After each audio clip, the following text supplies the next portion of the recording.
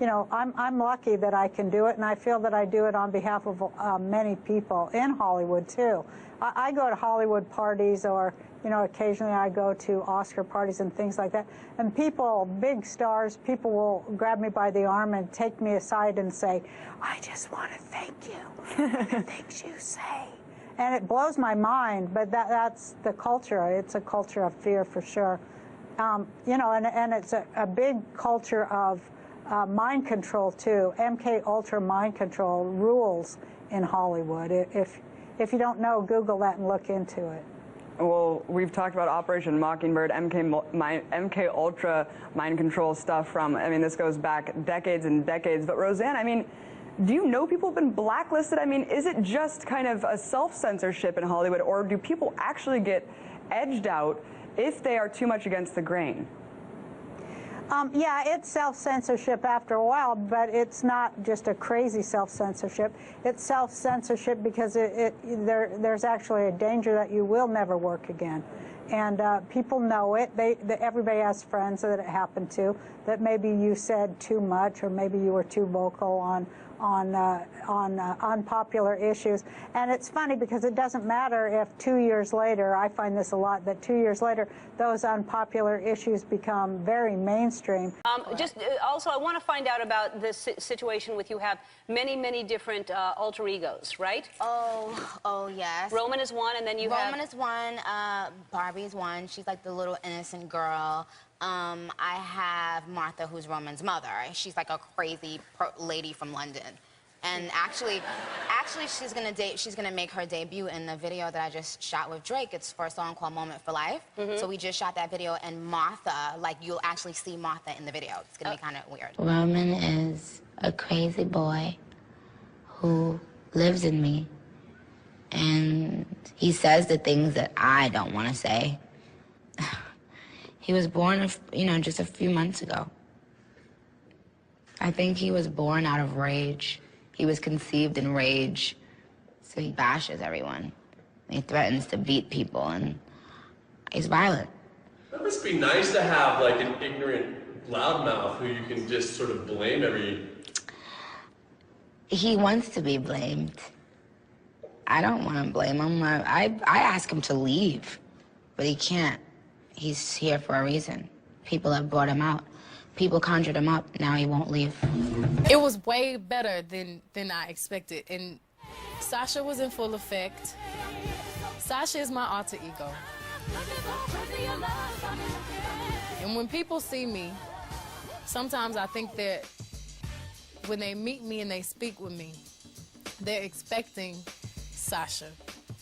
And I'm really kind of shy, and not really shy, but more reserved, and nothing like Sasha.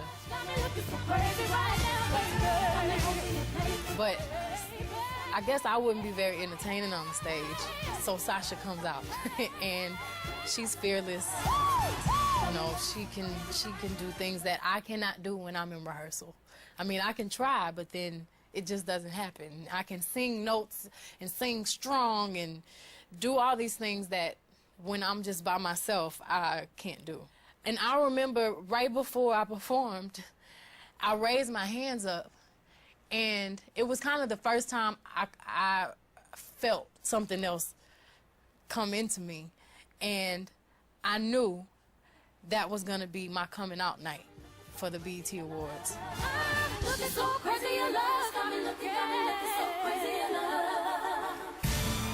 Robert Johnson is considered the king of the Delta blues. He's also considered the father of rock and roll. Son House went on to say of Johnson before he made his alleged pact with Satan that he was a talentless and even an irritating guitar player. But he's followed me and Willie around on Saturday night, Willie Brown. And every time we stop for rest and sit there, a little guitar over in the corner or something, and go out to catch air, you know, get the guitar and be trying to play it and be just noising the people, you know. And the folks would come out and say, why don't y'all, some of y'all go in there and make that boy put that thing down, he running us crazy. Finally, he left, he run off from his father and mother. And he went over in Arkansas or someplace. Well, he was gone about 6 to 8 months. It was during this period of 6 to 8 months that it is said that he made his pact with Satan on the crossroads of Highway 49 and 61 in Clarksdale, Mississippi. Well, they say he sold himself to the devil. That's what they say. I heard a lot of people say that he sold himself to the devil, went to the crossroads and all that. After Johnson's alleged pact with Satan, everything changed as Johnson went from being the worst blues guitarist in a matter of months to the best. Son House said that when Johnson returned after 6 to 8 months, everything changed as Johnson was transformed almost before their very eyes. Then he come back. When he come back, me and Willie Brown was playing out there, and he walked in. He said, can I hit a little tune? I said, nah, don't come back with that, Robert. I said, you know that people don't want to hear that racket. He said, let them say what they want to say. I want you to see what I learned. The Rock and Roll Hall of Fame has stated that Robert Johnson's songs are, quote, the bedrock upon which modern blues and rock and roll were built. He's not only declared to be the father of rock and roll, but the Rock and Roll Hall of Fame says that Robert Johnson stands at the crossroads of American music, much as a popular folk legend has it. He once stood at Mississippi Crossroads and sold his soul to the devil in exchange for guitar-playing powers. How are so many of Hollywood's most famous actors and actresses able to be so amazingly effective and convincing in their performances? Monroe attributed her ability to affect the public to other entities that would inhabit her and take her over. She was known for entering into deep trances before each scene. One of Monroe's close personal psychics recalled how she would draw attention from the spirit world, asking for their guidance. When she saw a camera, any camera, she lit up and was totally different. The moment the shot was over, she fell back into her not very interesting position. And I don't know how to explain that. When describing the acting phenomena that described her, the tortured Monroe attested to someone else working in her. Jekyll and Hyde, more than two. I'm so many people. They shock me sometimes. I wish it was just me. As her co-star on the film Postcards from the Edge, MacLaine studied Streep's acting performances. MacLaine said, or put another way, perhaps that is the true meaning of channeling. A channeler puts aside the conscious mind and surrenders to another identity. That's the phenomenon I saw in Meryl. With a slew of successful movies under his belt, actor Johnny Depp confesses, I know I have demons. I'm 30 different people sometimes. Aleister Crowley, considered to be the chief Satanist of the 20th century, wrote of the best way to practice becoming possessed in his book Magic in Theory and Practice. Crowley writes, there are 3 main methods for invoking any deity. The third method is the dramatic, perhaps the most attractive of all. Certainly it is so to the artist's temperament, for it appeals to his imagination through his aesthetic sense. He goes on to explain the dramatic method. In the third method, identity is attained by sympathy. It is very difficult for the ordinary man to lose himself completely in the subject of a play. But for those who can do so, this method is unquestionably the best. Konstantin Stanislavski, considered by many to be the father of several modern acting techniques, including the method, resurrected many of these ancient ideas and has initiated countless actors and actresses over the last 100 years into these occult ideologies. Stanislavski stated that 9/10 of acting a role out was based on a spiritual experience in which the actor was to be transformed into someone else. Anton LaVey admitted that the heart of the New Age movement was really Satanism. He said, in the scores of books lining the shelves of New Age bookstores, there are instructions for guided meditations, creative visualizations, out-of-body experiences, getting in touch with your spirit guides, fortune-telling by cards, crystal balls, or the stars. What if Satanists reclaimed these for their own dark purposes and integrated them into rituals dedicated to the devil, where they rightfully belong? New Agers have freely drawn upon all manner of satanic material, adapting it to their own hypocritical purposes. But in truth, all New Age labeling is again trying to play the devil's game without taking his infernal name. Who is Joe, and how long will Joe be with us? I'm going to be here about 5 more minutes. And I'm from New Jersey. My family's from Palermo, Sicily. And I'm not a singer or a model or an actor or anything. I'm just I'm a guy. A Guido. No, I'm not a fucking Guido. What do you think? What do you fuck? You don't like Italians? What the fuck's the matter with you? I'm just a dad, you know? And I just wanted to show my girl how much I love her, that's all. I watched it fucking 4 months ago on DVD. Where have I been? Over here? You've been on tour. I'm confused because I feel like I've been missing out. Missing out on what? On life. I really don't think that that's the truth. You think this is what I have to talk about. Okay. I feel like I've been missing out on life. Like what part of life? Life, like things going on. Like I feel like I'm behind or something. I know that sounds so weird. This spasm of publicity about what happened from Mexico to London. It was pretty rough, yeah. Yeah, it's kind of weird. Ah, weird. Hello. Oh my goodness. Hello. Ew. Strong Brittany. Yeah, it was a weird time. Ew. I'm embarrassed. Can we stop? The revelation is this. For all his life, Walker says he has suffered from dissociative identity disorder, or DID, a rare and controversial mental illness once called multiple personality disorder. I had it the whole time. I just didn't know what it was. I just didn't know how to cope with it. There goes Herschel! There goes Herschel! That young man you saw racing down the sidelines for the Georgia Bulldogs in the early 1980s, He's running over people! or flattening would-be tacklers on the road to a national championship, the one who set world records in track and field, Herschel Walker. the one who won the Heisman Trophy, Walker says that wasn't him. He's got a blocker.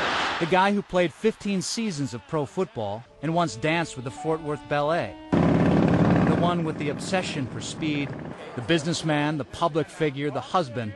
None of those guys are him either. Not really. Those are his alters, he says, alternate personalities. It's just personalities that can do different things for you. I told somebody once, you don't want the Herschel that play football. You don't want the Herschel that do business babysitting your child. You want a different person. When I'm competing, I'm a totally different person. I think one of the problems we have in our society is that Hollywood brought us our definition of DID. And everybody thinks that DID should look like that.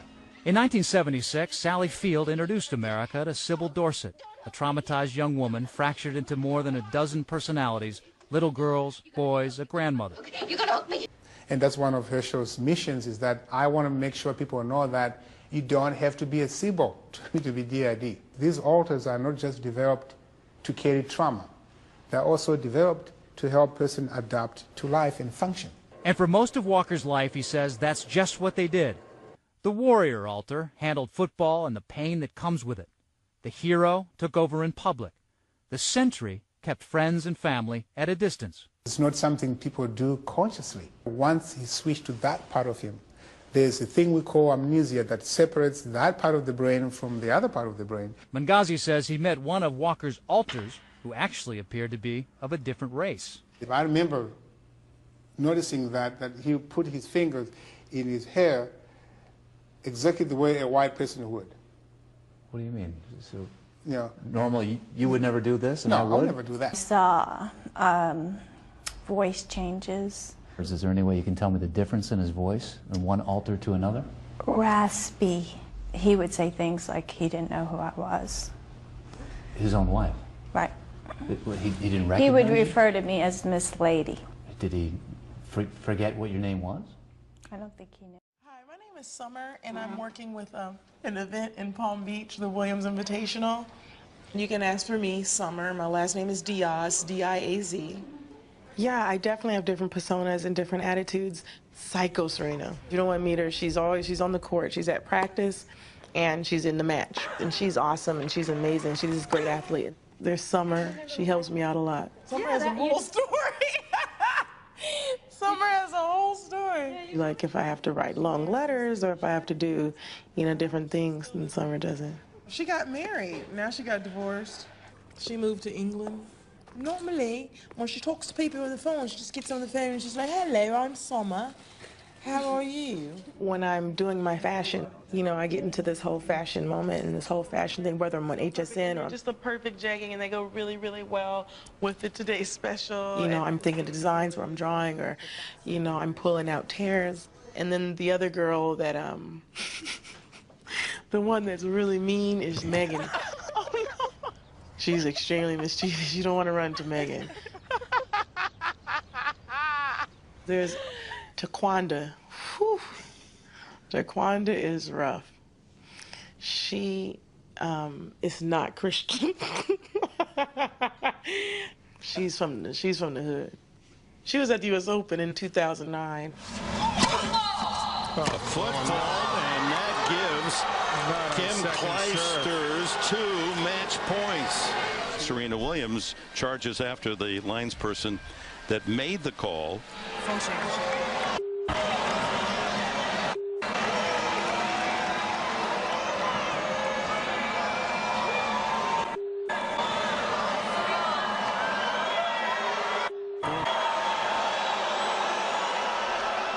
In that particular match that Taquanda played, first of all, I wasn't there, but I heard about it, and I ended up getting a lot of the backlash from it. Laquanda got loose that day. Uh-oh. It was a brutal call. As a Green Beret in Vietnam, Tiger Woods' father, Earl, had witnessed PSYOPs, psychological operations, wiping soldiers' memories in order to send them into battle. All right, now walk out there.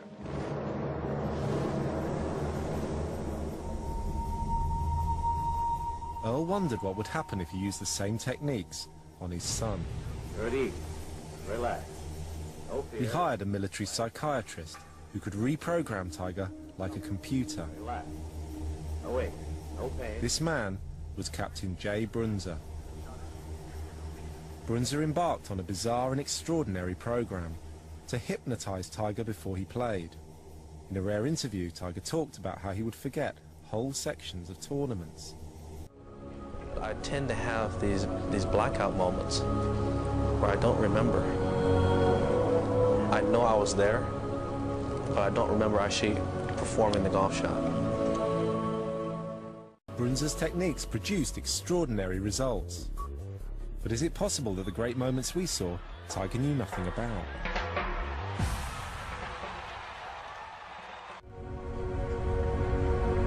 I get so entrenched on the moment, I guess my subconscious might take over. I don't know what the whole terminology is, but there are many putts or many shots where I don't remember hitting. I remember seeing the ball flight. I remember preparing for the shot, pulling the club out of the bag, and once I'm behind the ball, I'm walking in the shot, I don't remember until I see the ball leave. It's a weird thing.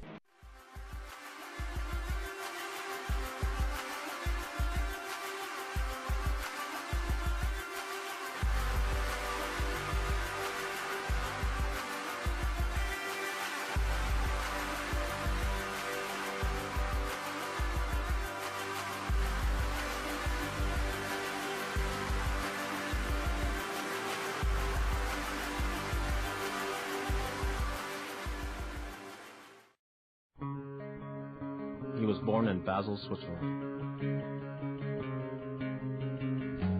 He started playing tennis at 6 years old. He could have been a soccer pro, but chose tennis. He once had a temper, but he found his cool and became a champion. He's definitely the man to beat. His name is Roger Federer. He's won 10 majors and counting. But my name is Tiger Woods. I have 12 majors and counting. So keep up, buddy. In covertly recorded off-air transmissions from the Bush-Clinton presidential election campaign in the 1990s, we can see that Bill Clinton was nothing more than a puppet to the puppet masters which placed him in the White House. Bill Clinton's demeanor seems to be similar to a person who is under a hypnotic trance.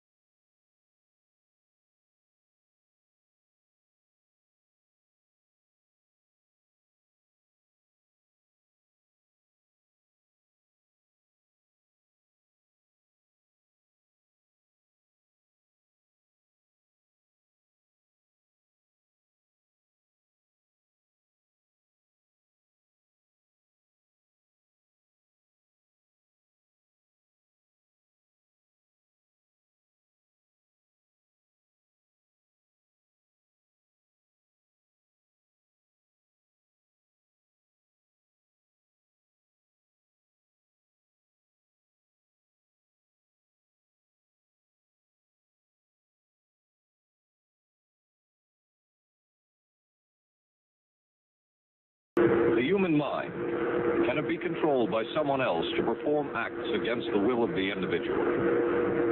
Shoot Bobby Red through the forehead. Yes, ma'am.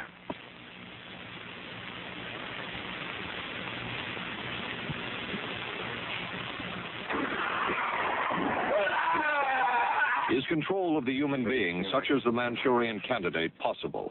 We are not professing to tell you the complete story of these activities.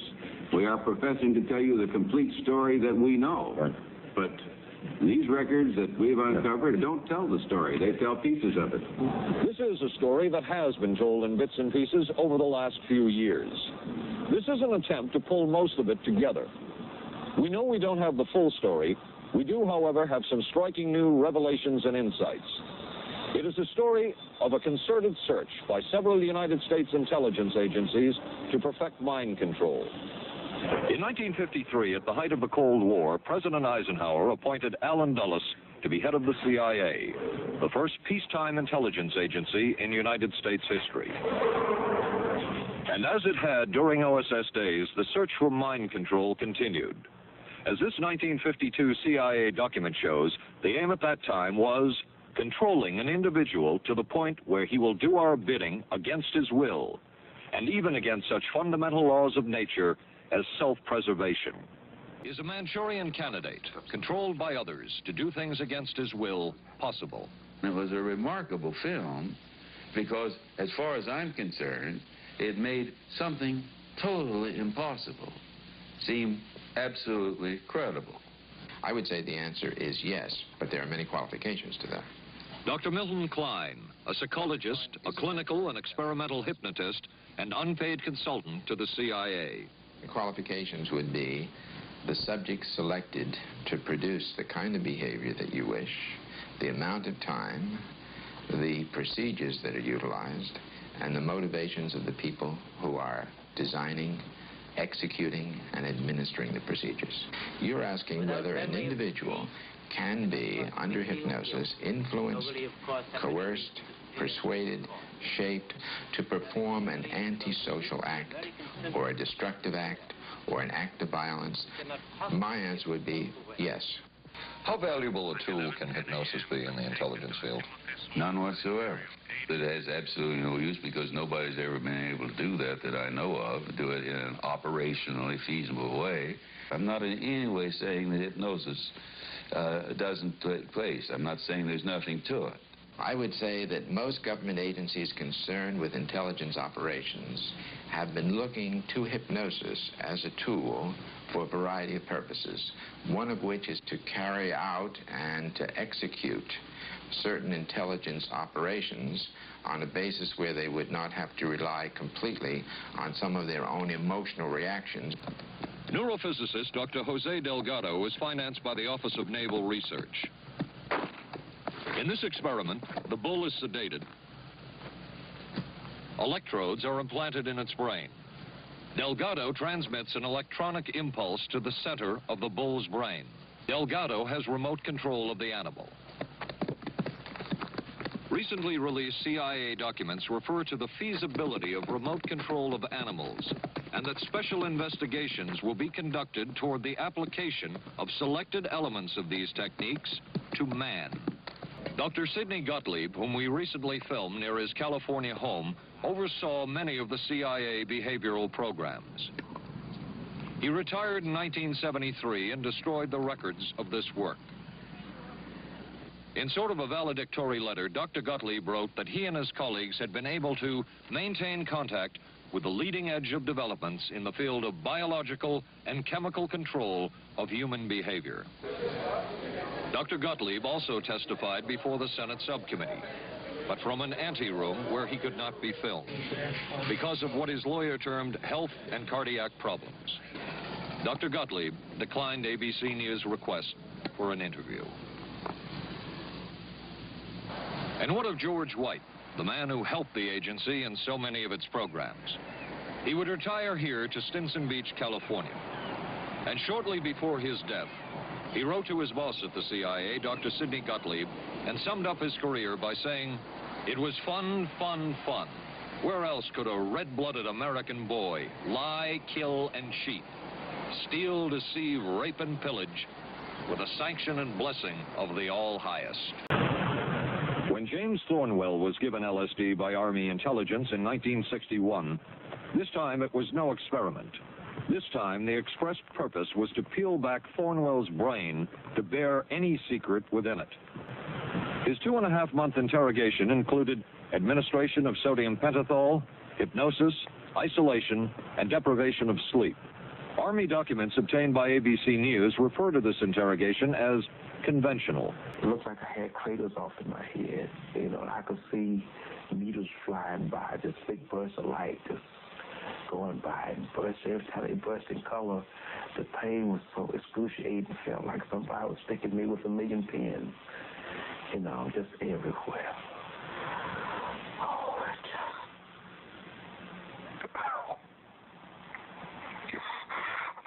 By far, the most chilling experiments we have uncovered took place at this Gothic estate known as Ravenscrag, halfway up Mount Royal in Montreal. It now houses the Allen Memorial Institute of Psychiatry of McGill University.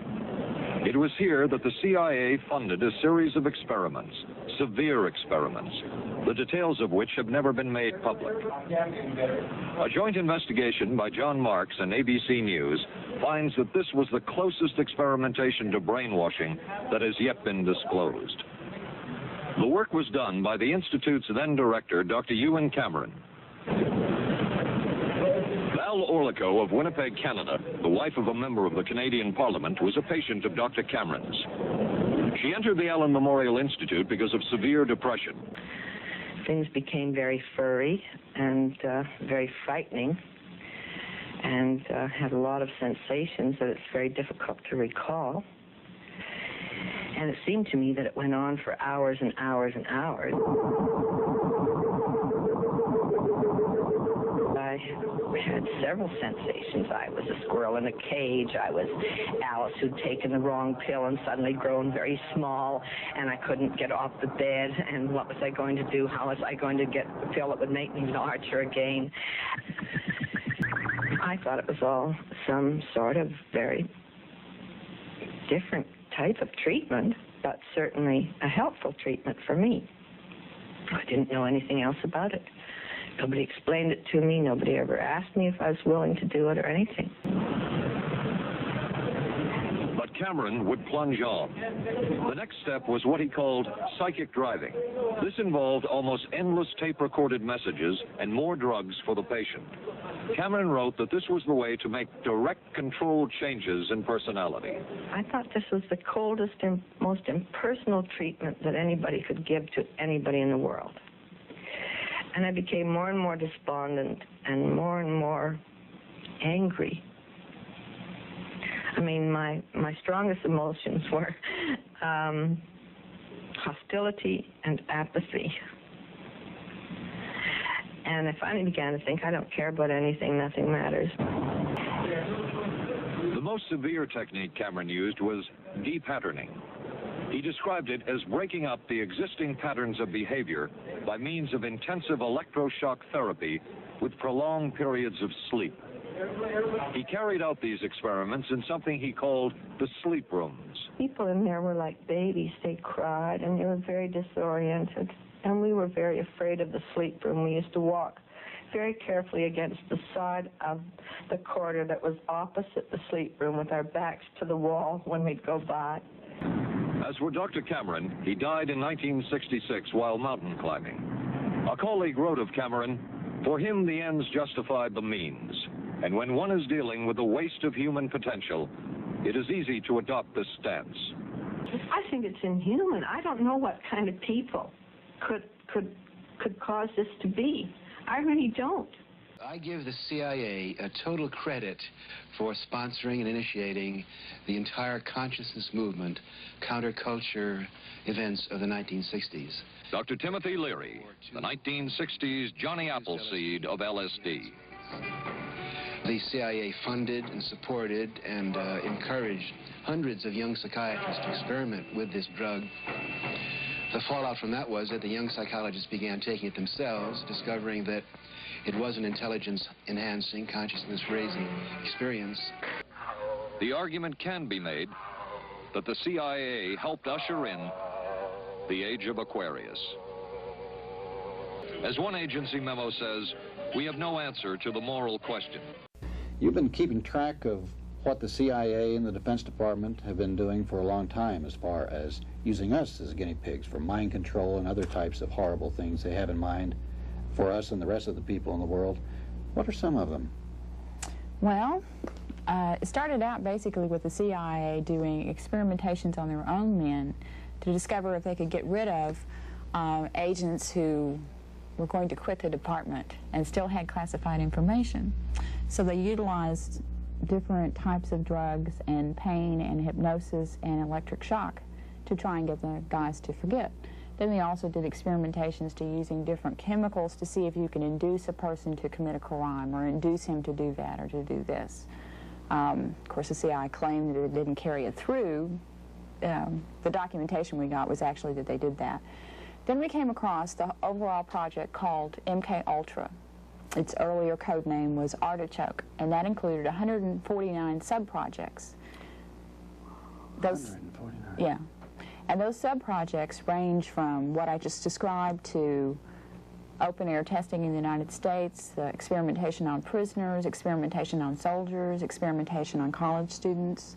Would these people know they were being experimented on and gave their approval? No, except for the quote-unquote voluntary Army soldiers. Oh, yeah. And the way the voluntary Army program worked is it started in 1959, and the guys were just told that they would be doing experimentation on new weapons, right?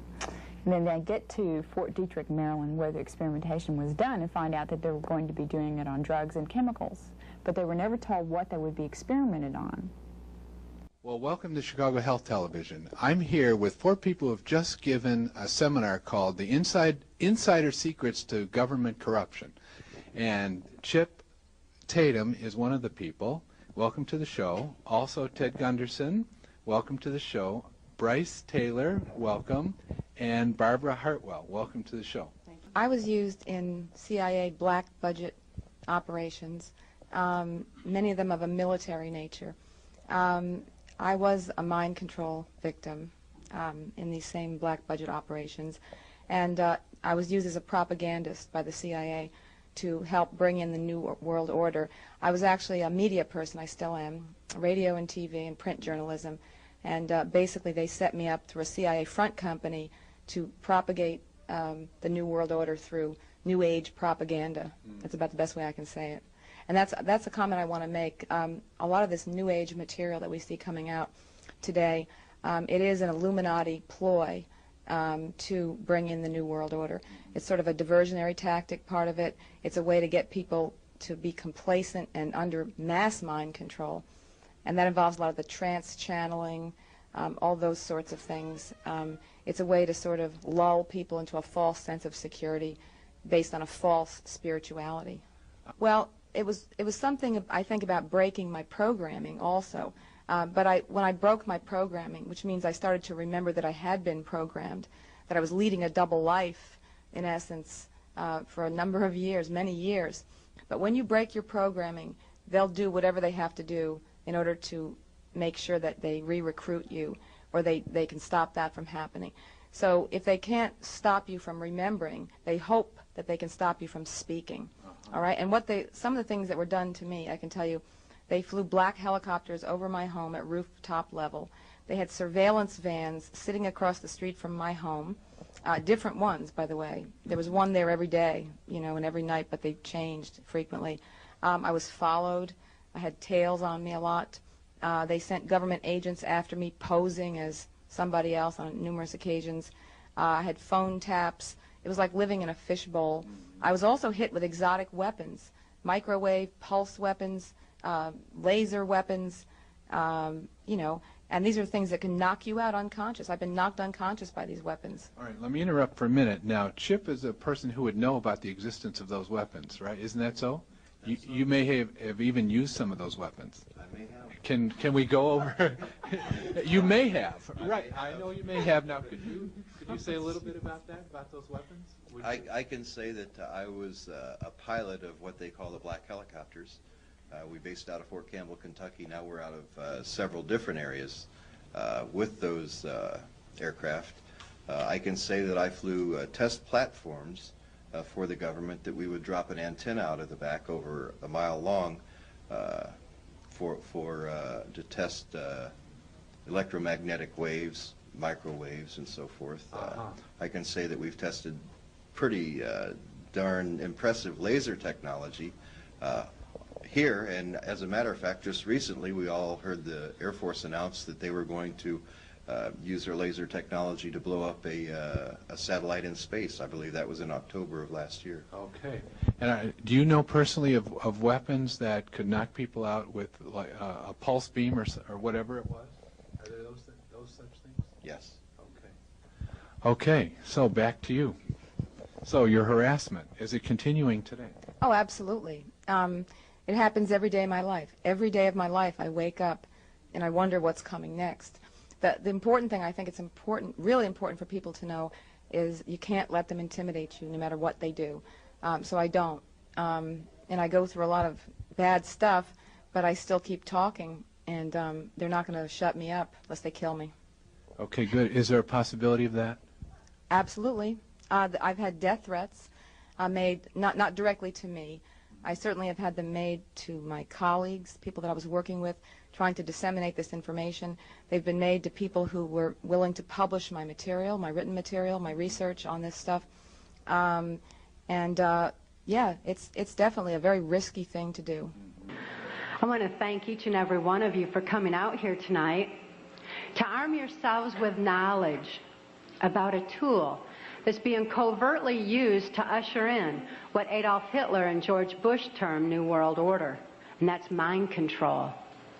I've enjoyed talking with quite a few of you earlier this evening pertaining to how mind control has affected some of you or some of your loved ones. Mind control is very prevalent in this country and around the world. These criminals that are in control of our country operate on the philosophy that secret knowledge equals power. For as intelligent as these perpetrators are, they're limited in their thinking by their own immorality. They don't have wisdom. They don't think deep. I know that I'm extremely fortunate to have survived my CIA, MK Ultra, White House, Pentagon level, trauma base, mind control victimization. Now that I'm in control of my own mind and ultimately my free will, I'm telling.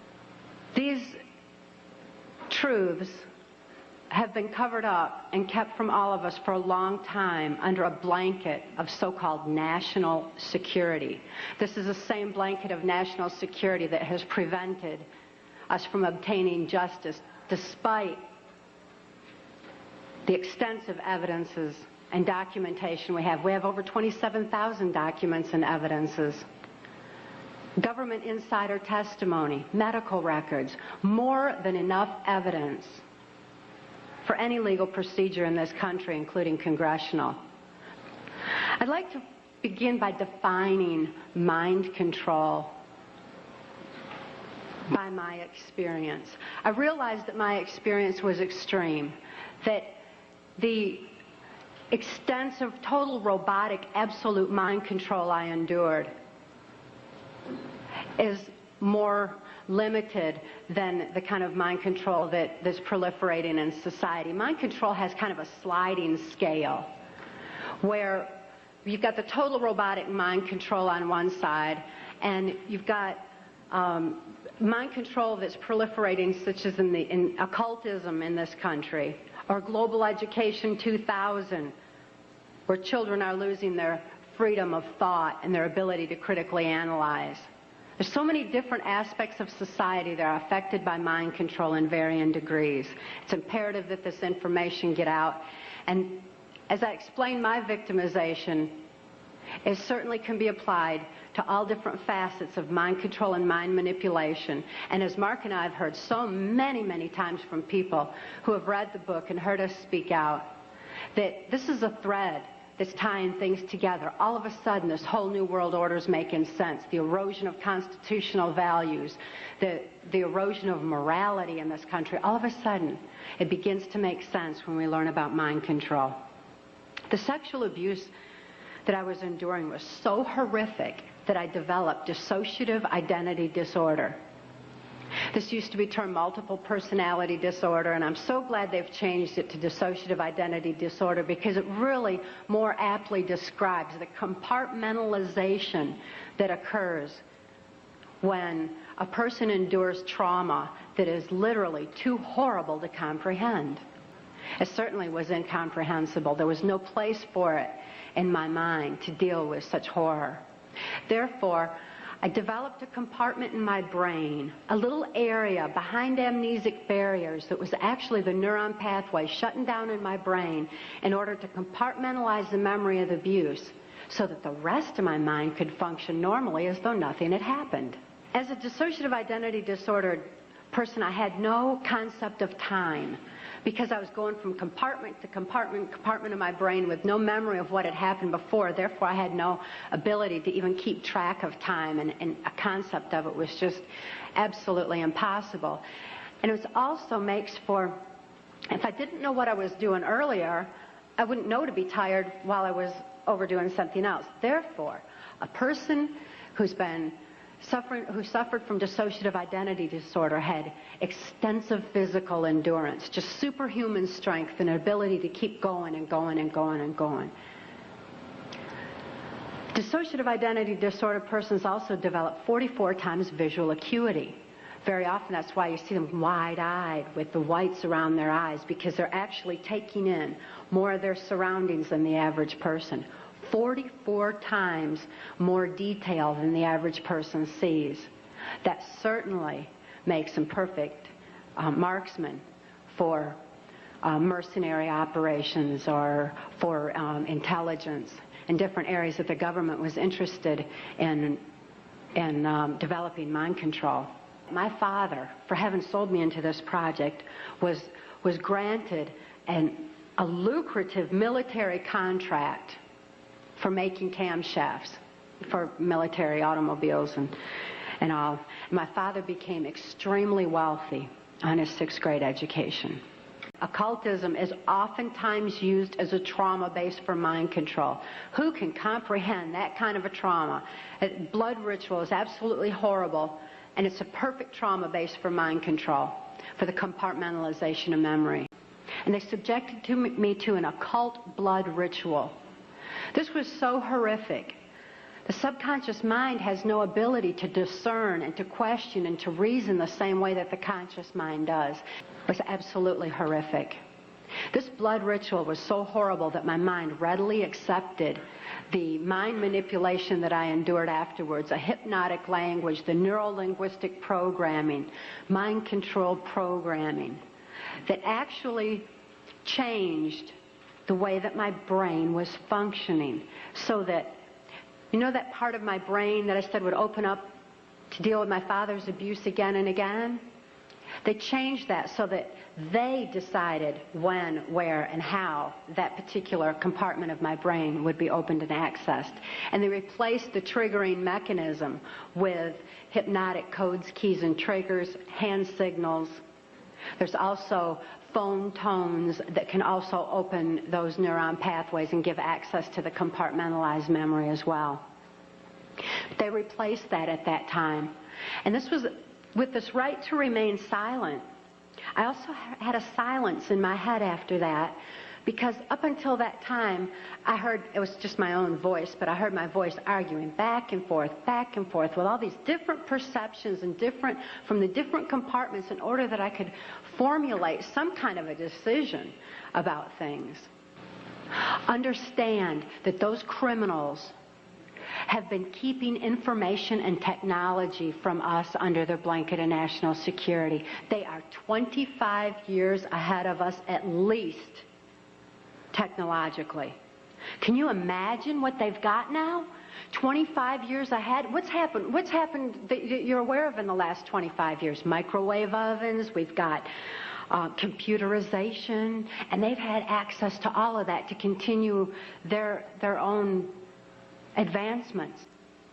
Mind control has advanced to the point where they know the ins and outs of the brain and the mind so well that they know how to program not only the subconscious, but to go into the primitive mind, the very area of our mind where blinking, breathing, and circulatory, heartbeat, all that is regulated. And they could go in there and put death programs in place. I know from experience there's no peace of mind under mind control. And I wonder at a world peace where people don't have peace of mind.